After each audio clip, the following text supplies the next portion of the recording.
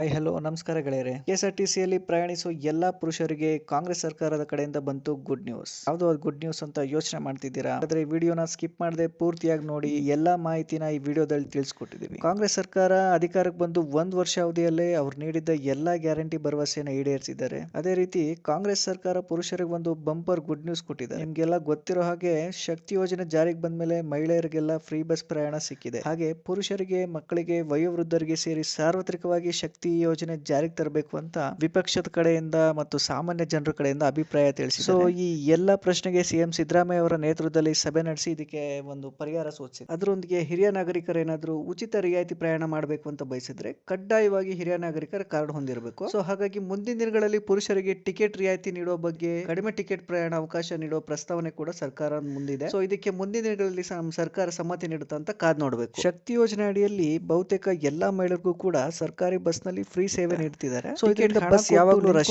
ಪ್ರಯಾಣ ಮಾಡ್ತಿರೋ ಪುರುಷರು ಈ ಬಗ್ಗೆ ಸರ್ಕಾರಕ್ಕೆ ದೂರ್ತಿದ್ದಾರೆ. ಸೊ ಹಾಗಾಗಿ ಸಿಎಂ ಸಿದ್ದರಾಮಯ್ಯ ಅವರು ಇದಕ್ಕೆಲ್ಲ ಒಂದು ಪರಿಹಾರ ತಿಳಿಸಿದ್ದಾರೆ. ಸೊ ಎಲ್ಲಾ ಸರ್ಕಾರಿ ಬಸ್ ನಲ್ಲಿ ಕೂಡ ಪುರುಷರಿಗೆ 50% ಮೀಸಲಾತಿ ಕೊಟ್ಟು 50% ಮೀಸಲಾತಿನ ಮಹಿಳೆಯರಿಗೆ ಕೊಟ್ಟಿದ್ದಾರೆ. ಸೊ ಪುರುಷರಿಗೆ ಸರ್ಕಾರದಿಂದ ಸಿಕ್ಕ ಬೆಂಬಲ ಅಂತಾನೆ ಹೇಳ್ಬಹುದು. ಅದರೊಂದಿಗೆ ಹಿರಿಯ ನಾಗರಿಕರೇನಾದ್ರೂ ಉಚಿತ ರಿಯಾಯಿತಿ ಪ್ರಯಾಣ ಮಾಡಬೇಕು ಅಂತ ಬಯಸಿದ್ರೆ ಕಡ್ಡಾಯವಾಗಿ ಹಿರಿಯ ನಾಗರಿಕರ ಕಾರ್ಡ್ ಹೊಂದಿರಬೇಕು.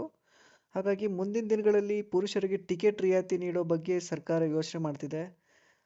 ಕಡಿಮೆ ಟಿಕೆಟ್ ಪ್ರಯಾಣ ಅವಕಾಶ ನೀಡೋ ಪ್ರಸ್ತಾವನೆ ಕೂಡ ಸರ್ಕಾರ ಸಮ್ಮತಿ ನೀಡುತ್ತಂತ ಮುಂದಿನ ದಿನಗಳಲ್ಲಿ ಕಾದ್ ನೋಡಬೇಕು.